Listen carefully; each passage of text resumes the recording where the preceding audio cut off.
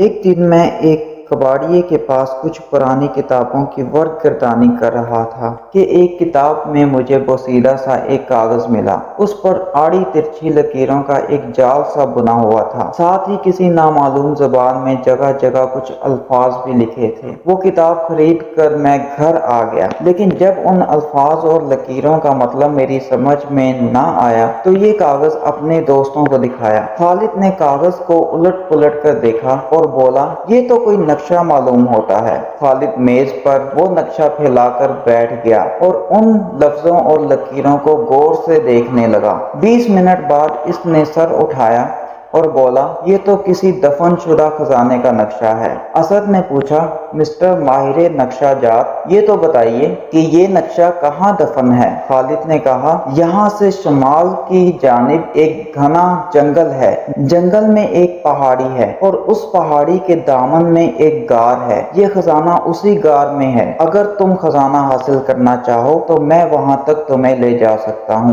ہم فوراً تیار ہو گئے، جلدی جلدی کچھ کھانے کی چیزیں، کچھ اوزار وغیرہ کا انتظام کیا اور گاڑی میں بیٹھ کر خزانے کی تلاش میں روانہ ہوئے۔ خالد کو ہم نے اس مہم کے دوران اپنا لیڈر چن لیا۔ وہ اسد کے ساتھ اگلی سیٹ پر بیٹھا نقشے کو دیکھ دیکھ کر راستے بتاتا جا رہا تھا۔ ایک لمبا سفر طے کر کے ہم اس جنگل کے قریب جا پہنچے۔ خالد نے کہا، یہی ہے وہ جنگل، گاڑی روک دو، آگے پیدل جانا ہے۔ ہم نے کھانے کا سامان اور اپنے اوزار اٹھا لیے اور پیدل جنگل میں چل پڑے۔ چلتے چلتے ہمارے پاؤں تھک گئے۔ ایک جگہ ندی دیکھ کر خالد نے رکنے کا اشارہ کیا اور کہا، لو بھائی، کچھ کھا پی لو اور آرام کر لو، پھر آگے بڑھتے ہیں۔ ہم وہاں بیٹھ گئے، ٹفن کھل گئے، دسترخواں بچھ گئے، خوب پیٹ بھر کر کھانے کے بعد پھل اور مٹھائیاں بھی کھائیں اور گھاس پر لیٹ گئے۔ مگر تھوڑی دیر بعد خالد نے اٹھا دیا، بولا، ہم یہاں آرام کرنے نہیں آئے، ہمیں اپنا مشن مکمل کرنا ہے۔ ہم خالد کو کوستے ہوئے اٹھ کھڑے ہوئے اور پھر سفر شروع ہوا۔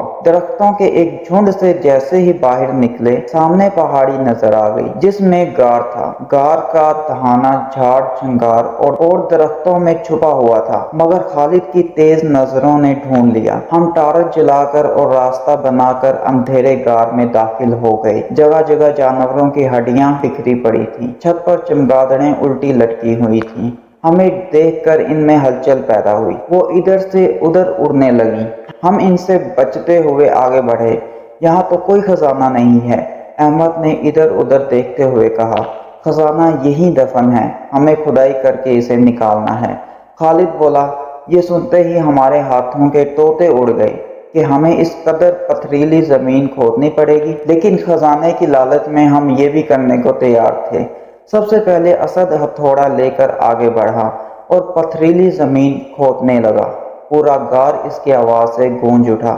ابھی چند پتھر ہی ٹوٹے تھے کہ ہمیں غار کے منہ پر ایک سیاہ ہیولا سا نظر آیا۔ ہم اچانک اٹھے، دیکھا تو ایک سیاہ ریچھ شاید ہماری بو سونگھ کر غار میں داخل ہو رہا تھا۔ ہم بری طرح پھنس گئے تھے۔ پیچھے غار بند تھا اور آگے ریچھ کھڑا تھا۔ روشنی سے آنے کی وجہ سے ریچھ کی آنکھیں ابھی اندھیرے میں صحیح طرح دیکھنے کے قابل نہیں ہوئی تھیں۔ خالد نے کڑک کر کہا، ریچھ پر حملہ کر دو۔ میں بیلچہ اٹھائے آگے بڑھا اور ریچھ کے سر پر وار کیا۔ چوٹ کھا کر ریچھ غضبناک ہو گیا۔ اس نے اپنے بازوؤں کو زور سے ادھر ادھر گھمایا۔ خالد اس اندھے وار کی زد میں آ گیا اور دور جا گرا۔ اسد نے چھلانگ لگائی اور ہتھوڑا اٹھائے ریچھ کی طرف بھاگا، مگر اسے پتھر سے ٹھوکر لگی اور وہ ریچھ کے قریب جا گرا۔ ریچھ نے اسے اپنے بازوؤں میں جکڑ لیا۔ اسد کے منہ سے گھوٹی گھوٹی چیخیں نکل رہی تھیں۔ میں نے بیلچہ سر سے اوپر اٹھایا اور ریچھ کی پشت پر وار کیا۔ ریچھ نے اسد کو چھوڑ دیا اور میری طرف مڑا۔ میں نے اسے مارنے کے لیے پھر بیلچہ اٹھایا، مگر اس نے مجھے زور سے دھکا دے دیا۔ میں الٹ کر ایک گڑھے میں جا گرا۔ میرے پاؤں نرم نرم ریت میں دھنس گئے۔ گڑھے کے باہر ریچھ کے گرانے اور دوستوں کے للکارنے کی آوازیں مسلسل آ رہی تھیں۔ پھر کچھ دیر بعد خاموشی چھا گئی۔ میں نے گڑھے میں سر نکال کر دیکھا، میرے دوست غائب تھے اور ریچھ غضبناک ہو کر ہمیں ڈھونڈ رہا تھا۔